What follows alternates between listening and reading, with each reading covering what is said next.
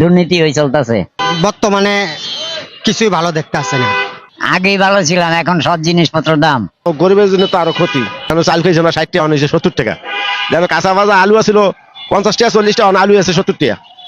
এই কাঁচা বাজার সব দিকে বাড়তি। দেশের পরিস্থিতি সবাই দেখতেছেন ভাই, একটু হাহাকারের মধ্যে আছে, অভাবের মধ্যে আছে, মানুষের জিনিসপত্র সব জিনিসের দাম বাড়তি। কারণ যারা দিন মজুরি কাজ করে তাদের চলাফেরা খুব কষ্ট। কথা বলেন না, আগে যেরকম 1000, 1200, 1500 টাকা কাম করতে পারতাম, এখন 700, 800 টাকা কাম করতে দিন জায়গা। সরকার থাকতে মনে করেন সব জিনিস খাইতে পারতো, মানুষের কিনতে পারতো সস্তা। এখন তো সব জিনিস ডাবল বাইরে আছে দাম। তো আমরা জনগণে কি করবো? আমরা জনগণ কি জানি কিভাবে দাম বাড়তেছে? যারা দায়িত্ব আছে তারা বলতে পারবো। আগেই ভালো ছিলাম, এখন সব জিনিসপত্র দাম। না, এখন আরো দাম বেশি, সব জিনিসই দাম। মানে এই জিনিসেরই দামের সমস্যা না অন্য কিছুর সমস্যা আছে? না, জিনিসপত্রই সব দাম, এর লেগে সমস্যার মধ্যে আছি। গরিবের ক্ষতি হয়েছে, চালের দাম বেশি, অনেক তো সব জিনিসের দাম বাড়তি। থাকতো বাড়তি, এখনো বাড়তি। আপনি মনে করি সব জায়গায় যে আমরা চাল খেয়েছি আমরা 60 টাকা, অনেক 70 টাকা।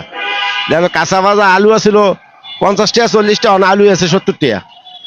এই কাঁচা বাজার সব দিকে বাড়তি। যার যার মত মতন চলে, এত সরকারের মত মতন চলতে আসে না। প্রশাসন তো মনে করেন অনেক ঠিক মতন আসে না, প্রশাসন তো ঠিক মতন থাকে না, ওটা মানে প্রশাসন কিছু করতে পারছে না, সৃষ্টি করতে পারতেছে না।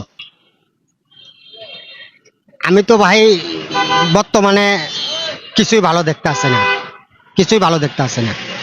ধন্যবাদ প্রিয় দর্শক, আপনারা দেখছেন এবং দেখতে থাকুন সাধারণ জনগণের মতামত।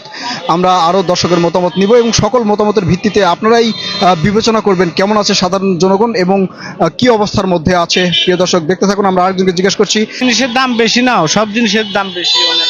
বর্তমান মনে করো আগে যাই হোক একটু কমে পাইছিলাম, অনেক তো দাম বেশি একটু। প্রিয় দর্শক, সাধারণ জনগণের বর্তমান সরকারের কাছে একটাই দাবি, সেটা হচ্ছে দ্রব্যমূল্যের দাম কমাতে হবে। দ্রব্যমূল্যের দাম না কমানো পর্যন্ত দেশের পরিস্থিতি বা সাধারণ জনগণ ভালো থাকবে না। এমন পরিস্থিতিতেই চলছে সাধারণ জনগণের মতামত।